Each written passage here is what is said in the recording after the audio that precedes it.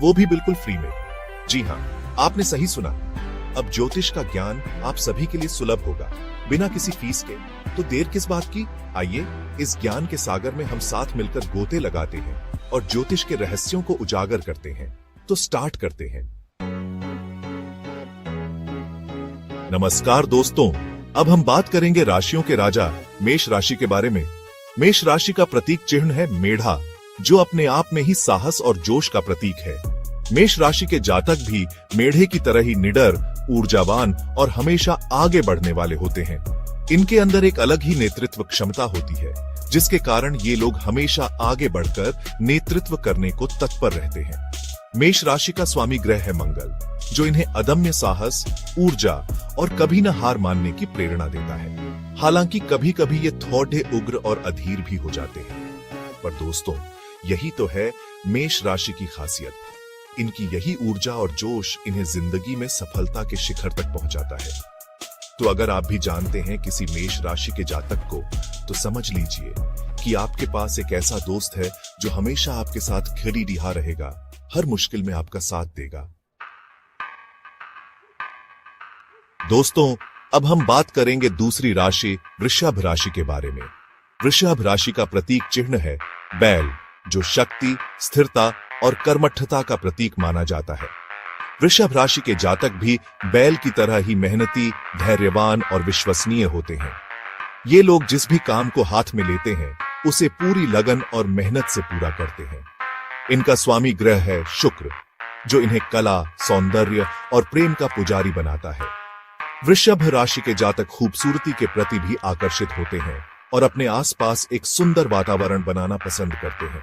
हालांकि कभी कभी ये लोग अपनी जिद पर अड़िग जाते हैं और बदलाव को आसानी से स्वीकार नहीं कर पाते। लेकिन दोस्तों यही तो है इनकी खासियत। अपनी इसी दृढ़ता और कर्मठता के कारण ये लोग जीवन में सफलता हासिल करते हैं। दोस्तों अब हम जानेंगे राशि चक्र की तीसरी राशि मिथुन राशि के बारे में। मिथुन राशि का प्रतीक चिन्ह है युगल जोड़ी, जो इनके दोहरे स्वभाव को दर्शाता है। मिथुन राशि के जातक बुद्धिमान, जिज्ञासु और बहुत बातूनी होते हैं। इनके अंदर हमेशा कुछ नया सीखने की लगन रहती है और ये नए नए लोगों से मिलना पसंद करते हैं। मिथुन राशि का स्वामी ग्रह है बुध, जो इन्हें तेज बुद्धि, वाक्पटुता और विश्लेषणात्मक क्षमता प्रदान करता है। ये लोग अपनी बातों से किसी को भी अपना बना सकते हैं। हालांकि कभी कभी ये लोग एक ही समय पर बहुत से काम करने की कोशिश करते हैं और किसी एक काम पर ध्यान केंद्रित नहीं कर पाते। लेकिन दोस्तों यही तो है इनकी खासियत। अपनी इस चंचलता और बुद्धिमानी से ये लोग जिंदगी में हर क्षेत्र में छा जाते हैं। दोस्तों अब हम बात करेंगे चौथी राशि कर्क राशि के बारे में। कर्क राशि का प्रतीक चिन्ह है केकड़ा, जो अपने आप में ही भावुकता और रक्षा की भावना को दर्शाता है। कर्क राशि के जातक भी केकड़े की तरह ही संवेदनशील, भावुक और अपने प्यारों की रक्षा के लिए हमेशा तैयार रहते हैं। ये लोग अपने परिवार और घर से बेहद प्यार करते हैं। कर्क राशि का स्वामी ग्रह है चंद्रमा, जो इन्हें भावुकता, कल्पनाशीलता और मातृत्व का भाव प्रदान करता है। ये लोग दूसरों की भावनाओं को बखूबी समझते हैं और उनकी मदद के लिए हमेशा तत्पर रहते हैं। हालांकि कभी कभी ये लोग ज्यादा भावुक हो जाते हैं और छोटी छोटी बातों को दिल से लगा लेते हैं। लेकिन दोस्तों यही तो है इनकी खासियत। अपनी इस भावुकता और संवेदनशीलता के कारण ये लोग दूसरों के दिलों में अपनी एक खास जगह बना लेते हैं। दोस्तों अब हम बात करेंगे पांचवी राशि सिंह राशि के बारे में। सिंह राशि का प्रतीक चिन्ह है सिंह, जो शक्ति, साहस और नेतृत्व का प्रतीक माना जाता है। सिंह राशि के जातक भी सिंह की तरह ही आत्मविश्वासी, ऊर्जावान और प्रभावशाली व्यक्तित्व के मालिक होते हैं। ये लोग जहां भी जाते हैं ध्यान अपनी ओर आकर्षित कर लेते हैं। इनका स्वामी ग्रह है सूर्य, जो इन्हें आत्मविश्वास, नेतृत्व क्षमता और उदारता का गुण प्रदान करता है। ये लोग दूसरों की मदद करने में सबसे आगे रहते हैं और अपने प्यारों के लिए कुछ भी कर गुजरने को तैयार रहते हैं। हालांकि कभी कभी ये लोग थोड़े अभिमानी और जिद्दी हो सकते हैं, लेकिन दोस्तों यही तो है इनकी खासियत। अपने इस आत्मविश्वास और नेतृत्व क्षमता से ये लोग जिंदगी में सफलता के झंडे गाड़ देते हैं। दोस्तों अब हम जानेंगे छठी राशि कन्या राशि के बारे में।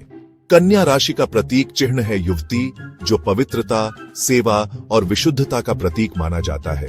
कन्या राशि के जातक भी अपने प्रतीक चिन्ह की तरह ही सरल, सुघड़ और विस्तृत विश्लेषण करने वाले होते हैं। ये लोग हर काम को बारीकी से करना पसंद करते हैं और उनके लिए परफेक्शन बहुत महत्वपूर्ण होता है।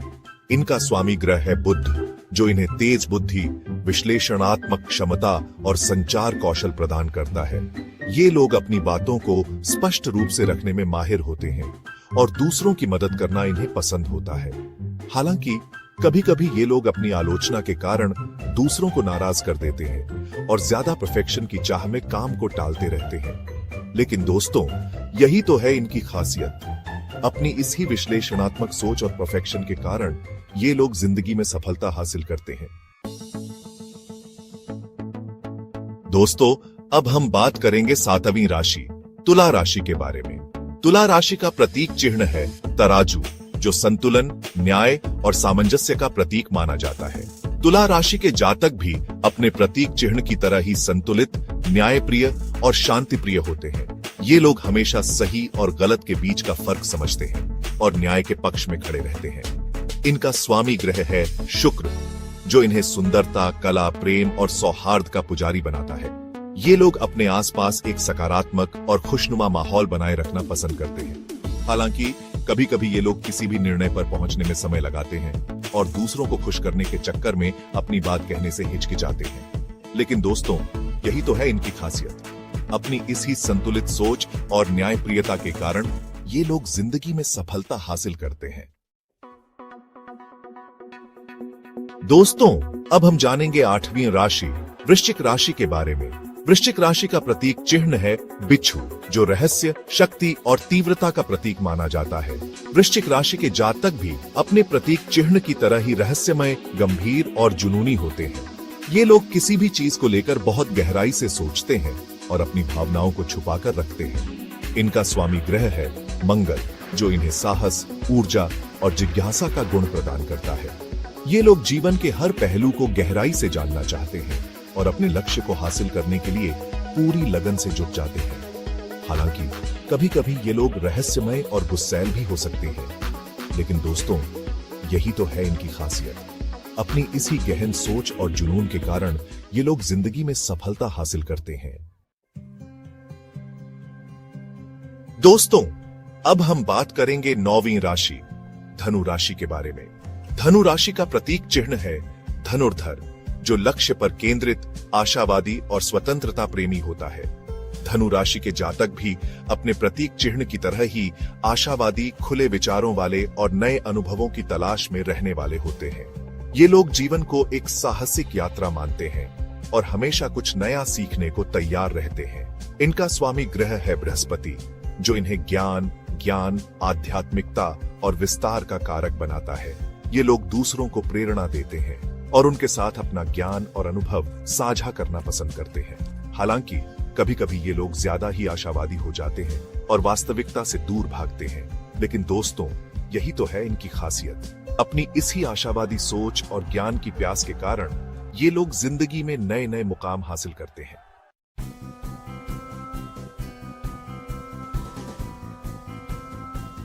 दोस्तों, अब हम बात करेंगे 10वीं राशि मकर राशि के बारे में।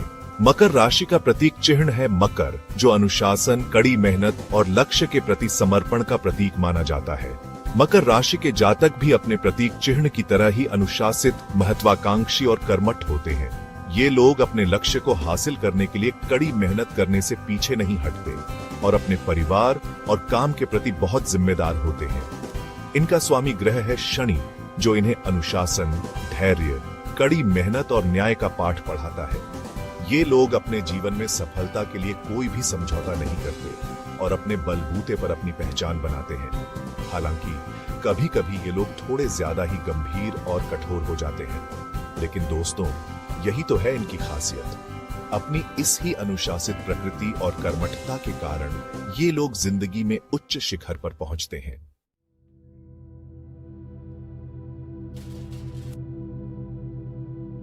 दोस्तों, अब हम बात करेंगे 11वीं राशि कुंभ राशि के बारे में। कुंभ राशि का प्रतीक चिन्ह है जल धारण करता हुआ व्यक्ति, जो मानवता, ज्ञान और नए विचारों का प्रतीक माना जाता है। कुंभ राशि के जातक भी अपने प्रतीक चिन्ह की तरह ही स्वतंत्र, मानवतावादी और विचारशील होते हैं। ये लोग अपने आप में रहना पसंद करते हैं और हमेशा कुछ नया और अलग करने की कोशिश करते हैं। इनका स्वामी ग्रह है शनि, जो इन्हें अनुशासन, न्याय और विस्तृत सोच प्रदान करता है। ये लोग समाज के लिए कुछ करना चाहते हैं और अपने नए नए विचारों से दुनिया को बदलने की कोशिश करते हैं। हालांकि कभी कभी ये लोग थोड़े जिद्दी और अपने ही विचारों में खोए रहते हैं, लेकिन दोस्तों, यही तो है इनकी खासियत। अपनी इस ही स्वतंत्र सोच और मानवतावादी दृष्टिकोण के कारण ये लोग जिंदगी में नए नए आयाम स्थापित करते हैं।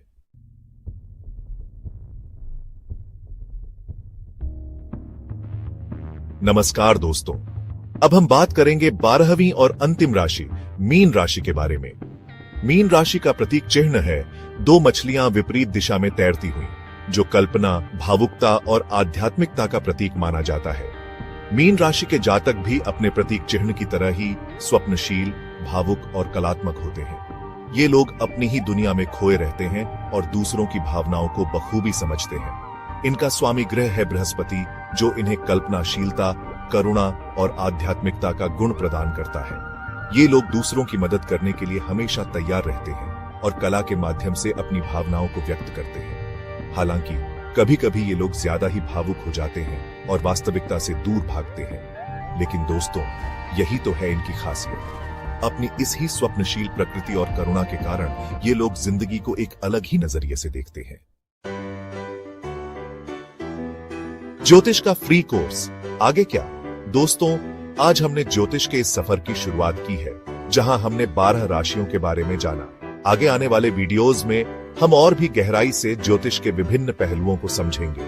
हम जानेंगे नवग्रहों के बारे में, उनके प्रभावों के बारे में और कैसे ये ग्रह हमारे जीवन को प्रभावित करते हैं। तो ऐसे ही ज्ञान के लिए हमसे जुड़े रहिए। चैनल को सब्सक्राइब और वीडियो को लाइक करना न भूलें। जय माई की।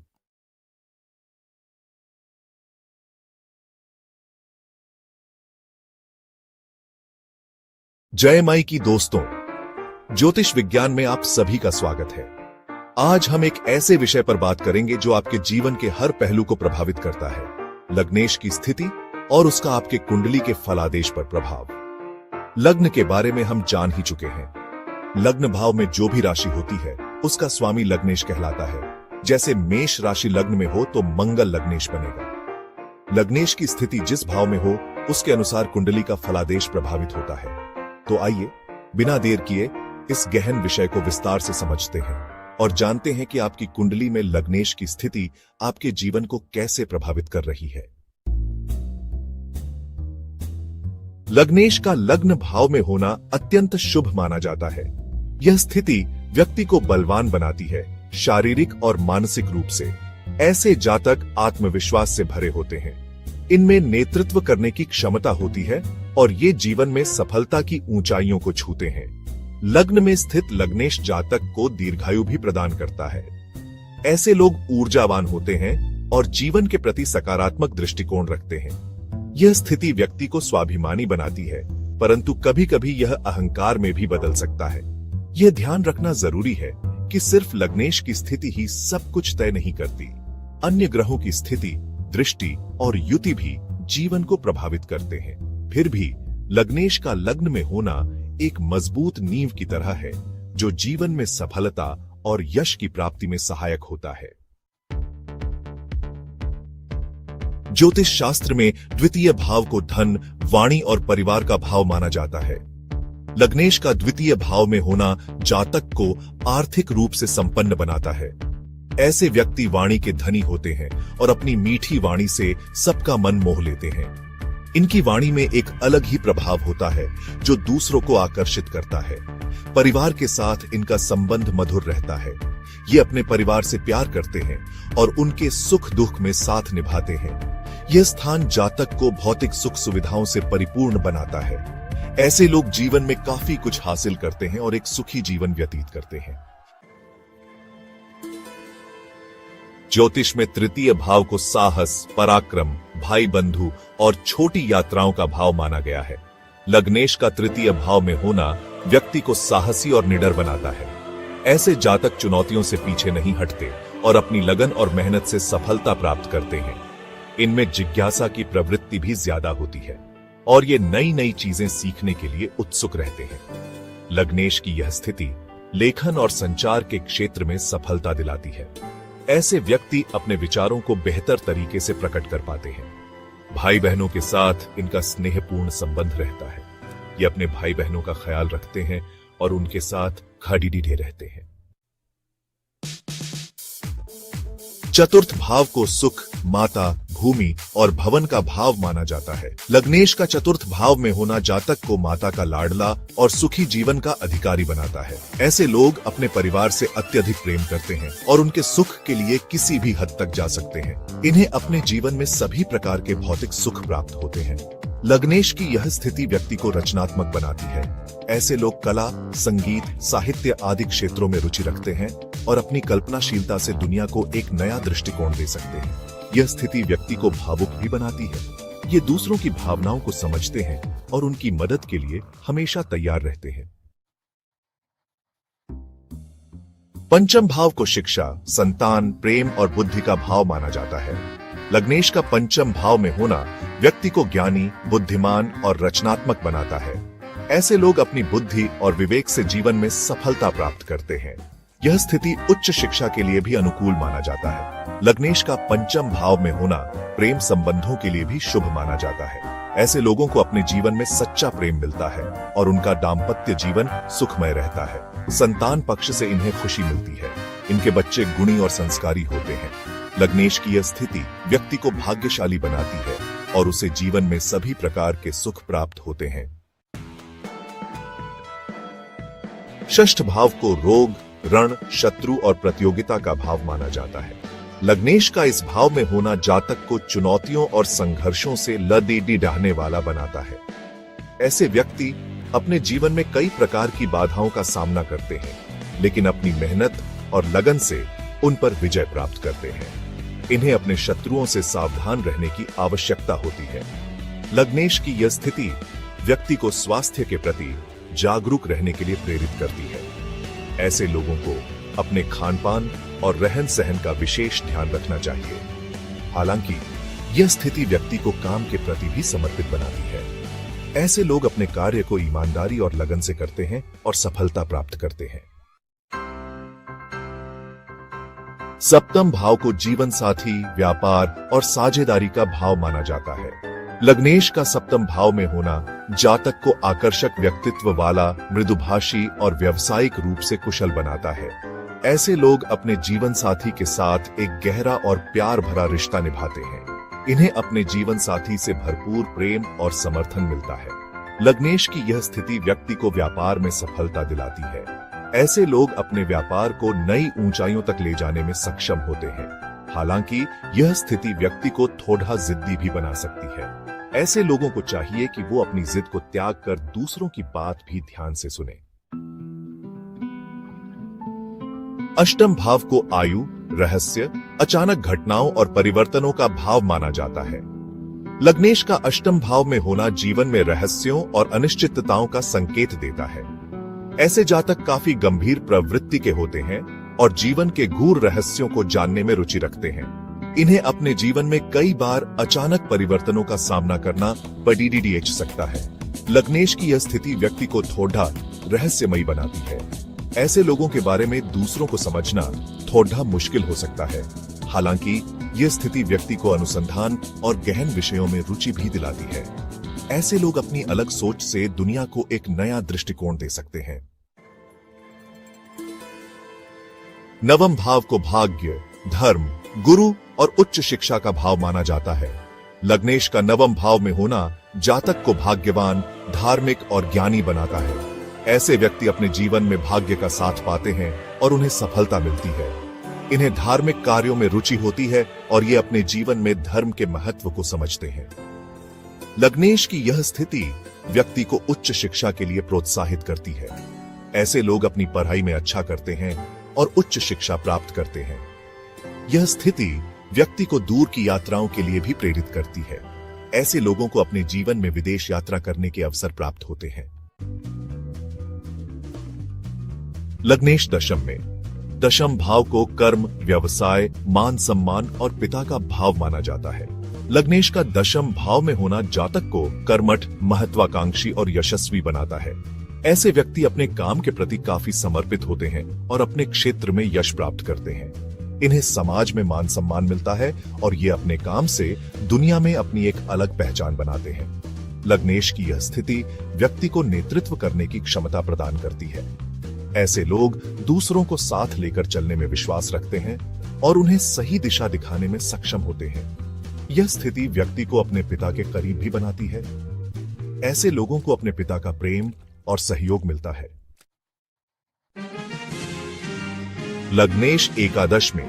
एकादश भाव को आय, लाभ, इच्छा पूर्ति और मित्रता का भाव माना जाता है। लग्नेश का एकादश भाव में होना जातक को आर्थिक रूप से मजबूत, महत्वाकांक्षी और सामाजिक बनाता है।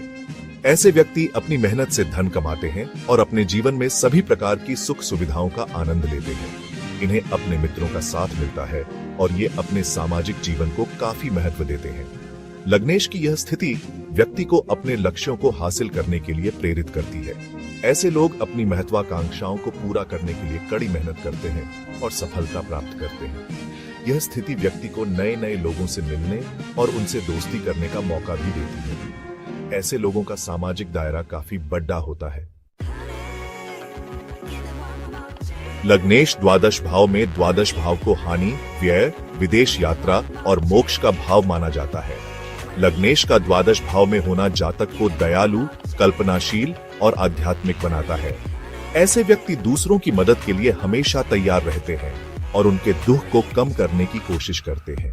इन्हें अध्यात्म में रुचि होती है और ये जीवन के असली मकसद को समझने की कोशिश करते हैं। लग्नेश की यह स्थिति व्यक्ति को विदेश यात्रा के लिए भी प्रोत्साहित करती है। ऐसे लोगों को अपने जीवन में कई बार विदेश जाने का मौका मिलता है। हालांकि यह स्थिति व्यक्ति को थोड़ा अकेला भी बना सकती है। ऐसे लोगों को चाहिए कि वो अपने आप को अकेला महसूस न करें और अपने परिवार और मित्रों के साथ ज्यादा से ज्यादा समय बिताएं। अंत में दोस्तों, ये थी लग्नेश की विभिन्न भावों में स्थिति और उसका आपके जीवन पर प्रभाव। ध्यान रखें, कुंडली विश्लेषण एक जटिल विषय है और सिर्फ लग्नेश की स्थिति से किसी व्यक्ति का भविष्य नहीं बताया जा सकता। इसके लिए सभी ग्रहों की स्थिति, दृष्टि, युति आदि का विश्लेषण करना आवश्यक होता है। फिर भी यह जानकारी आपको अपनी कुंडली और अपने जीवन को समझने में मदद कर सकती है। अगर आपको यह वीडियो पसंद आया हो तो इसे लाइक और शेयर जरूर करें और ऐसे ही रोचक और जानकारीपूर्ण वीडियो देखते रहने के लिए हमारे चैनल को सब्सक्राइब करना न भूलें। जय माई की।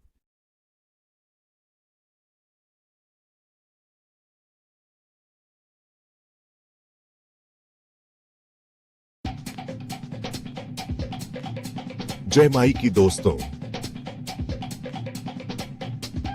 जन्म कुंडली, जिसे नेटल चार्ट या कुंडली भी कहा जाता है, एक व्यक्ति के जीवन का ब्रह्मांडीय ब्लूप्रिंट है। आज हम आपको बताते हैं कि कुंडली के किस भाव से क्या देखते हैं।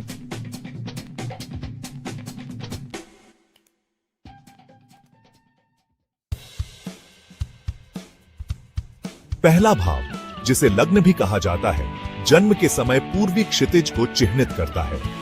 यह स्वयं हमारी शारीरिक बनावट, व्यक्तित्व और दुनिया के प्रति हमारे दृष्टिकोण का प्रतीक है। यह भाव हमारे प्रारंभिक प्रभाव, हमारी प्रेरणा और महत्वाकांक्षा और हमारी समग्र जीवन शक्ति को दर्शाता है।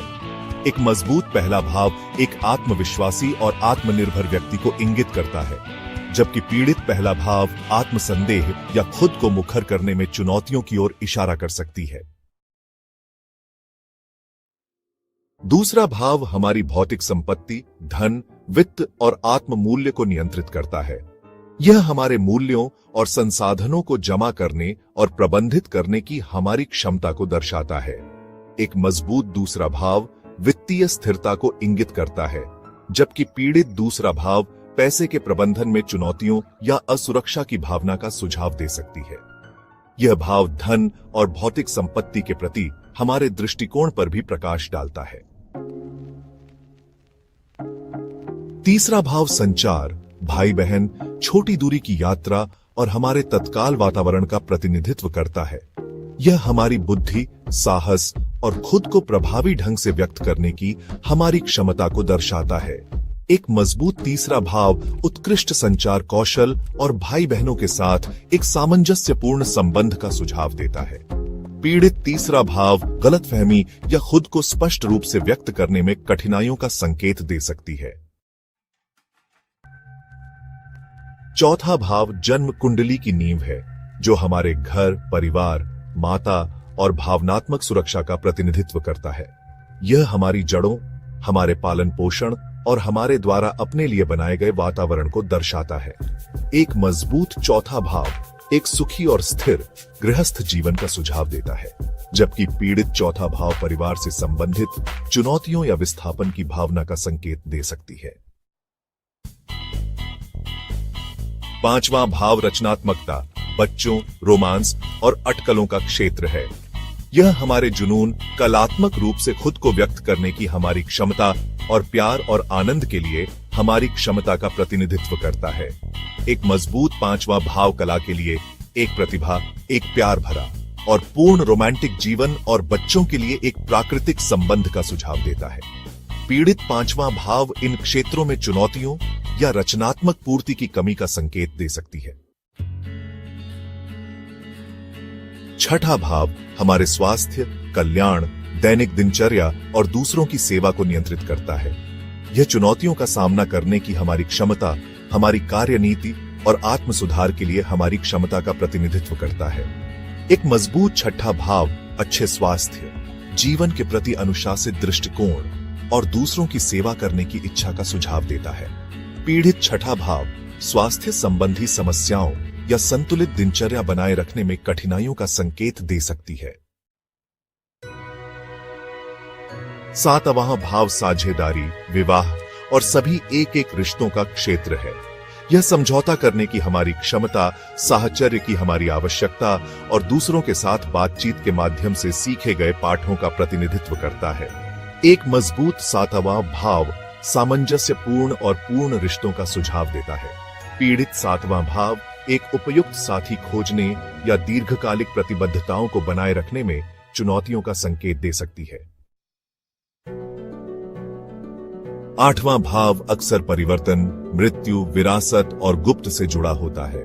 यह हमारे गहरे डर और इच्छाओं, पुराने को छोड़ने और नए को अपनाने की हमारी क्षमता का प्रतिनिधित्व करता है।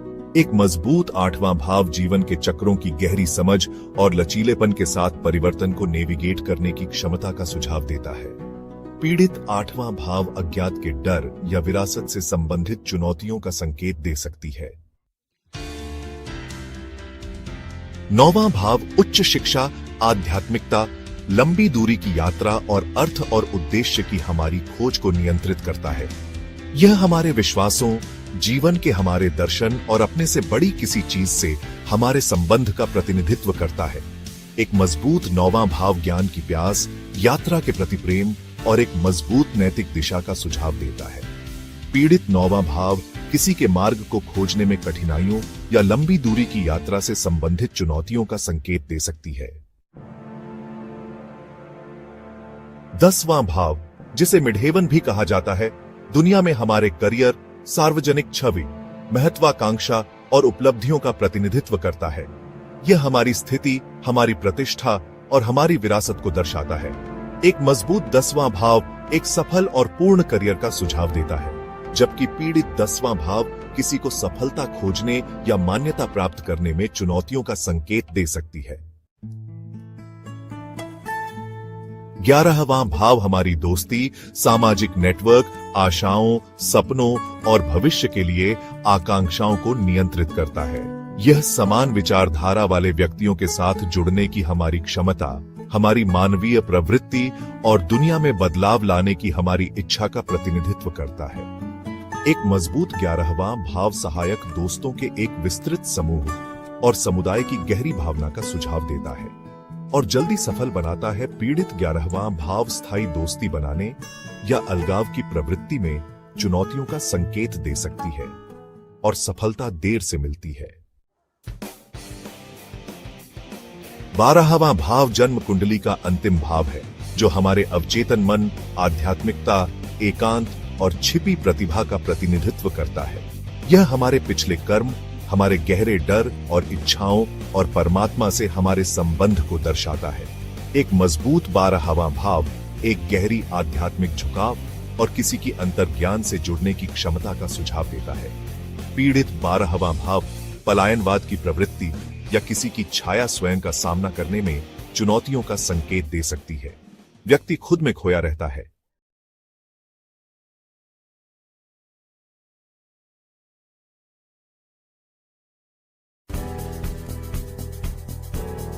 जय माई की दोस्तों, स्वागत है आपका ग्रहों की उच्च नीच राशियों में। दोस्तों, हम सभी जानते हैं कि ग्रहों का हमारे जीवन पर कितना प्रभाव पड़ता है।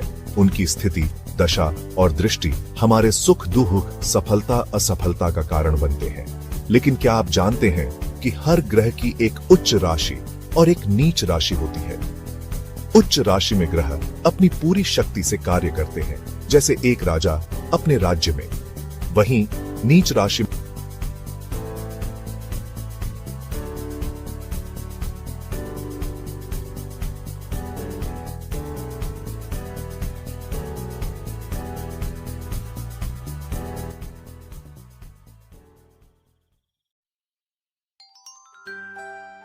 सबसे पहले बात करते हैं सूर्य देव की, जो तेज, ऊर्जा और आत्मविश्वास के कारक हैं। सूर्य मेष राशि में उच्च के होते हैं।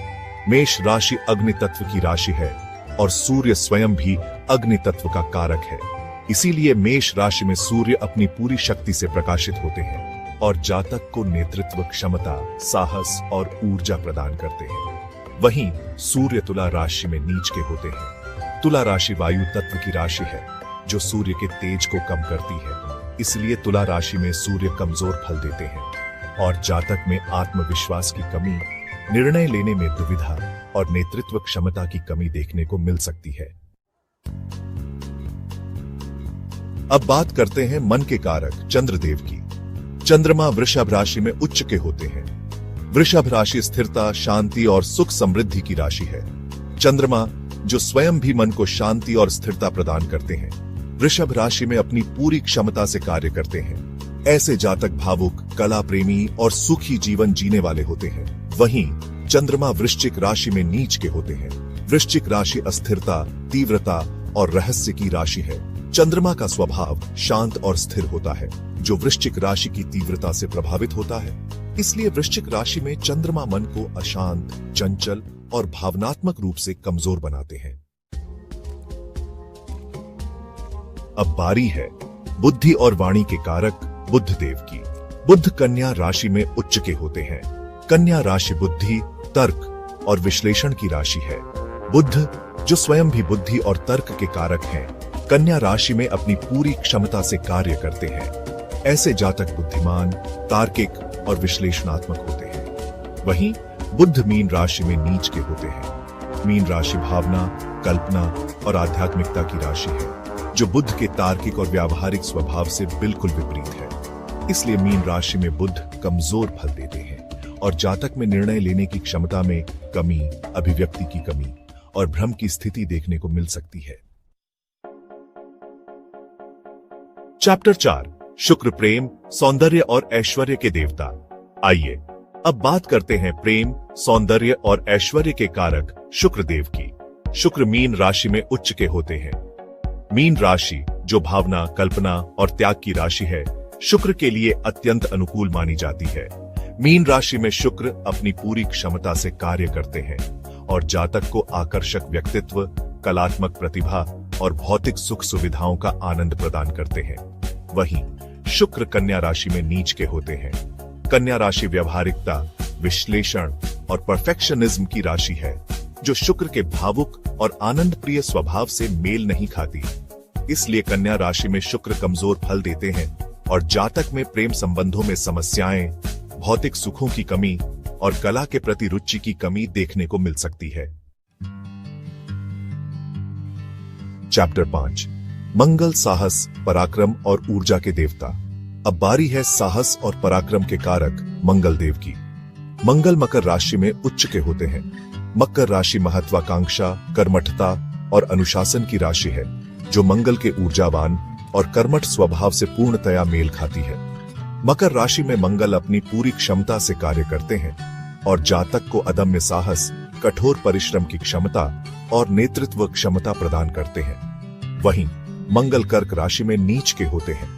कर्क राशि भावुकता, संवेदनशीलता और मातृत्व की राशि है, जो मंगल के आक्रामक और उग्र स्वभाव से बिल्कुल विपरीत है। इसलिए कर्क राशि में मंगल कमजोर फल देते हैं और जातक में क्रोध पर नियंत्रण की कमी, आवेगशीलता और अनुशासनहीनता देखने को मिल सकती है। चैप्टर 6, गुरु ज्ञान, धन और आध्यात्मिकता के कारक। आइए अब जानते हैं ज्ञान और धन के कारक गुरुदेव के बारे में। गुरु कर्क राशि में उच्च के होते हैं। कर्क राशि भावना, संवेदनशीलता और परोपकार की राशि है, जो गुरु के ज्ञान, धर्म और आध्यात्मिकता के गुणों को और भी प्रबल बनाती है। कर्क राशि में गुरु अपनी पूरी क्षमता से कार्य करते हैं और जातक को उच्च ज्ञान, धार्मिक प्रवृत्ति और परोपकारी स्वभाव प्रदान करते हैं। वहीं गुरु मकर राशि में नीच के होते हैं। मकर राशि व्यवहारिकता, कर्मठता और अनुशासन की राशि है, जो गुरु के विस्तारवादी और आशावादी स्वभाव से थोड़ा भिन्न है। इसलिए मकर राशि में गुरु कमजोर फल देते हैं और जातक में अति आशावाद, व्यवहारिकता की कमी और ज्ञान के प्रति रुचि की कमी देखने को मिल सकती है। अब बारी है कर्म और न्याय के देवता शनिदेव की। शनि तुला राशि में उच्च के होते हैं। तुला राशि न्याय, संतुलन और समरसता की राशि है, जो शनि के न्याय प्रिय और नियम पालक स्वभाव से पूर्णतया मेल खाती है। तुला राशि में शनि अपनी पूरी क्षमता से कार्य करते हैं और जातक को न्यायप्रिय, कर्तव्यनिष्ठ और मेहनती बनाते हैं। वहीं शनि मेष राशि में नीच के होते हैं। मेष राशि आत्मविश्वास, जोश और स्वतंत्रता की राशि है, जो शनि के अनुशासन प्रिय और नियंत्रण पसंद स्वभाव से मेल नहीं खाती। इसलिए मेष राशि में शनि कमजोर फल देते हैं और जातक में धैर्य की कमी, आवेगशीलता और संघर्ष देखने को मिल सकते हैं।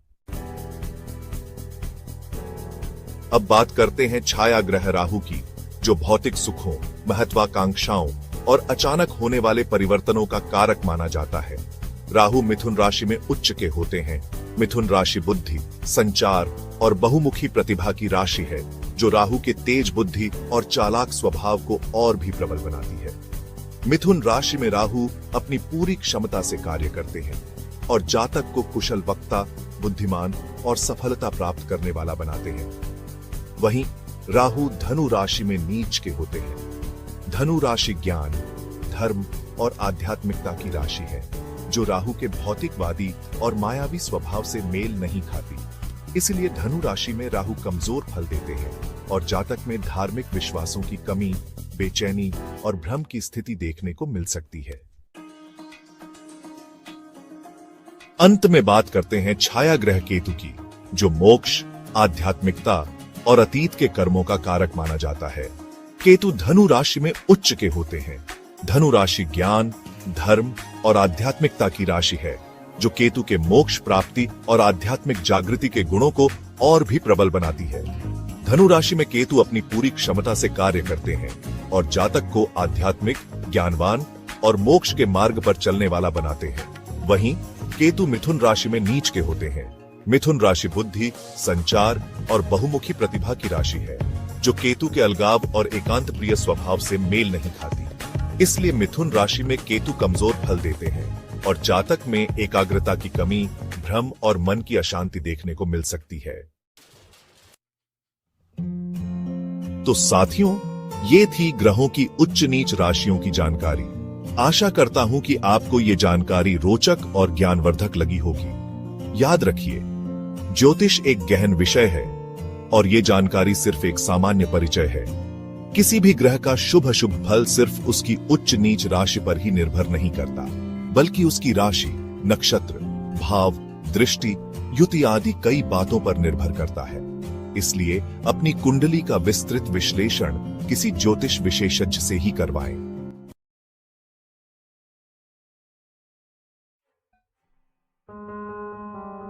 ज्योतिष, जो कि सेलेस्टियल बॉडीज और उनके ह्यूमन लाइफ पर प्रभाव का अध्ययन है, एक एंशिएंट प्रैक्टिस है जो इस बिलीफ पर आधारित है कि कॉस्मोस और हमारी लिव्स आपस में जुड़े हुए हैं। एस्ट्रोलॉजिकल एनालिसिस के हार्ट में प्लैनेटरी एस्पेक्ट्स का कॉन्सेप्ट है, जो बर्थ चार्ट में प्लैनेट्स के एंगुलर रिलेशनशिप्स को रिफर करता है। ये एस्पेक्ट्स सेलेस्टियल कन्वर्सेशंस की तरह है, जो हमारे पर्सनालिटी ट्रेट्स, लाइफ एक्सपीरियंसेस और कार्मिक पाथ्स को शेप करने में बहुत इंपॉर्टेंट रोल निभाते हैं।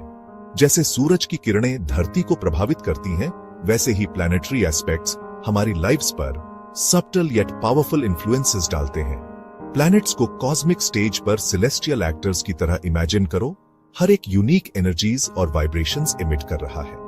जब ये एनर्जीज स्पेसिफिक एंगुलर रिलेशनशिप्स के थ्रू इंटरैक्ट करती हैं, तो वो इन्फ्लुएंसेस की एक सिम्फनी क्रिएट करती हैं, जो हमारी डेस्टिनी को शेप देती है। इन एस्पेक्ट्स को समझना खुद को और अपने आसपास की दुनिया को डीपली समझने के लिए बहुत क्रूशियल है। वो सेलेस्टियल स्क्रिप्ट को डिसाइफर करने के लिए एक लैंग्वेज प्रोवाइड करते हैं, जो हमारी लिव्स को गाइड करती है। प्लैनेटरी एस्पेक्ट्स एनर्जेटिक ब्रिजेस की तरह हैं, जो हमारी लिव्स के डिफरेंट एरियाज को कनेक्ट करते हैं। वो हार्मोनियस हो सकते हैं, पॉजिटिव एनर्जी का फ्लो क्रिएट कर सकते हैं, या चैलेंजिंग ऑब्स्टिकल्स और लेसन्स प्रेजेंट कर सकते हैं। इन एस्पेक्ट्स के नेचर को समझकर हम लाइफ के यूपीएस एंड डाउन्स को ग्रेटर अवेयरनेस के साथ नेविगेट कर सकते हैं और इन्फॉर्म्ड डिसीजंस ले सकते हैं। वैदिक एस्ट्रोलॉजी में हर प्लैनेट अपनी गेज दूसरे प्लैनेट्स और हाउसेस पर बर्थ चार्ट में डालता है। ये गेज, जिसे दृष्टि कहा जाता है, सिंगल पॉइंट तक लिमिटेड नहीं है, बल्कि स्पेसिफिक डिग्रीज तक एक्सटेंड होती है, जिससे वेरियस एस्पेक्ट्स बनते हैं। सबसे बेसिक एस्पेक्ट सेवेंथ एस्पेक्ट है, जहां एक प्लैनेट अपना इन्फ्लुएंस उस हाउस और प्लैनेट पर डालता है जो ज़ोडिएक व्हील में उसके ऑपोजिट होता है। ये एस्पेक्ट यूनिवर्सल है, सभी प्लैनेट्स पर लागू होता है, जिसमें लुमिनरीज, सन और मून और इनर प्लैनेट्स मर्क्यूरी और वीनस शामिल हैं। सेवेंथ एस्पेक्ट दो प्लैनेट्स की एनर्जीज के बीच डायरेक्ट कॉन्फ्रंटेशन या बैलेंसिंग एक्ट को दर्शाता है।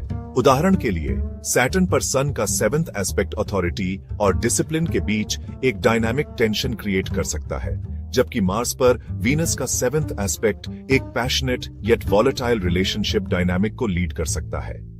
इन एस्पेक्ट्स के मीनिंग को डिसाइफर करने के लिए प्लैनेट्स के इनहेरेंट नेचर और चार्ट में उनकी प्लेसमेंट की न्यूआंस्ड अंडरस्टैंडिंग की आवश्यकता होती है। सेवेंथ एस्पेक्ट एक मिरर की तरह है, जो एक प्लैनेट की एनर्जीज को दूसरे पर रिफ्लेक्ट करता है। यह इन्वॉल्व्ड प्लैनेट्स और चार्ट में उनकी ओवरऑल डिग्निटी के आधार पर हार्मनी और डिस्कॉर्ड दोनों के पोटेंशियल को हाईलाइट करता है। इस एस्पेक्ट का एनालिसिस करके एस्ट्रोलॉजर्स किसी इंडिविजुअल की स्ट्रेंथ्स, वीकनेसेस और पोटेंशियल चैलेंजेस के बारे में वैल्यूएबल इंसाइट्स प्राप्त कर सकते हैं।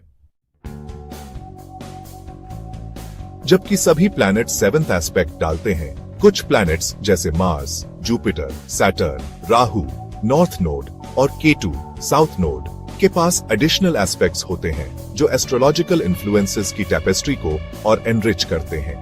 ये यूनिक एस्पेक्ट्स प्लैनेटरी इंटरैक्शंस में कॉम्प्लेक्सिटी और न्यूआंस की लेयर्स ऐड करते हैं, जो किसी इंडिविजुअल के कार्मिक प्रीडिस्पोजिशंस और लाइफ एक्सपीरियंसेस की डीपर अंडरस्टैंडिंग प्रदान करते हैं। मार्स, जो एक्शन और एनर्जी का प्लैनेट है, अपनी पोजीशन से फोर्थ और एथ हाउसेस पर एडिशनल एस्पेक्ट्स डालता है, जो होम, फैमिली और सडन चेंजेस और ट्रांसफॉर्मेशन से रिलेटेड मैटर्स पर इसके इन्फ्लुएंस को दर्शाता है। जुपिटर, विजडम और एक्सपेंशन का प्लैनेट फिफ्थ और नाइन्थ हाउसेस पर अपनी बेनेवलेंट गेज डालता है, जो क्रिएटिविटी, चिल्ड्रन और स्पिरिचुअल परस्यूट्स को इन्फ्लुएंस करता है। सैटर्न, जो टास्क मास्टर है, थर्ड और टेंथ हाउसेस पर अपने एस्पेक्ट्स डालता है, जो कम्युनिकेशन, सिबलिंग्स, करियर और पब्लिक इमेज को इंपैक्ट करता है। राहु और केतु, जो शैडो प्लैनेट्स हैं, अपने यूनिक एस्पेक्ट्स के साथ और इंट्रीग ऐड करते हैं। राहु, जो अपनी मटेरियलिस्टिक डिजायर्स और एनर्जीज को एम्पलीफाई करने की एबिलिटी के लिए जाना जाता है, फिफ्थ, नाइन्थ और 13th हाउसेस पर अपनी गेज डालता है, जो क्रिएटिविटी, स्पिरिचुअलिटी और फॉरेन कनेक्शंस को इन्फ्लुएंस करता है। केतु, डिटैचमेंट और स्पिरिचुअल सीकिंग का प्लैनेट, थर्ड, फिफ्थ और 11th हाउसेस पर अपने एस्पेक्ट्स डालता है, जो कम्युनिकेशन, चिल्ड्रन और सोशल नेटवर्क को इंपैक्ट करता है। प्लैनेटरी एस्पेक्ट्स एस्ट्रोलॉजिकल एनालिसिस की बैकबोन है, जो हमारी लाइव्स को शेप देने में प्लैनेटरी एनर्जीज के इंटरप्ले को समझने के लिए एक फ्रेमवर्क प्रोवाइड करते हैं। ये हमारी स्ट्रेंथ्स, वीकनेसेस, कार्मिक पैटर्न्स और पोटेंशियल लाइफ पैथ्स के बारे में वैल्यूएबल इंसाइट्स प्रदान करते हैं। इन एस्पेक्ट्स की लैंग्वेज को डिसाइफर करके एस्ट्रोलॉजर्स इंडिविजुअल्स को ग्रेटर सेल्फ अवेयरनेस की ओर गाइड कर सकते हैं, उन्हें इन्फॉर्म्ड डिसीजंस लेने और लाइफ की कॉम्प्लेक्सिटीज को क्लैरिटी के साथ नेविगेट करने के लिए एम्पावर कर सकते हैं। एस्पेक्ट्स सेलेस्टियल साइन पोस्ट्स का काम करते हैं, जो हमारी लाइव्स में हार्मनी और डिस्कॉर्ड के एरियाज की ओर इशारा करते हैं। हार्मोनियस एस्पेक्ट्स जैसे ट्राइनस और सेक्सटाइल्स एनर्जी के स्मूथ फ्लो को इंडिकेट करते हैं, ग्रोथ, क्रिएटिविटी और फुलफिलमेंट को फॉस्टर करते हैं। चैलेंजिंग एस्पेक्ट्स जैसे स्क्वेयर्स और ऑपोजिशंस ऑब्स्टिकल्स प्रेजेंट करते हैं और ओवरकम करने के लिए एफर्ट की आवश्यकता होती है, जो अल्टीमेटली पर्सनल ग्रोथ और ट्रांसफॉर्मेशन की ओर ले जाते हैं। प्लैनेटरी एस्पेक्ट्स को समझना एक कॉस्मिक कंपास रखने जैसा है, जो हमें खुद को और यूनिवर्स में अपनी जगह की डीपर अंडरस्टैंडिंग की ओर गाइड करता है। इन सेलेस्टियल इंटरैक्शंस में एम्बेडेड विजडम को अपनाकर हम सेल्फ डिस्कवरी, ग्रोथ और फुलफिलमेंट के जर्नी पर एम्बार्क कर सकते हैं, अपनी लाइव्स को ऊपर चल रही कॉस्मिक सिम्फनी के साथ अलाइन कर सकते हैं।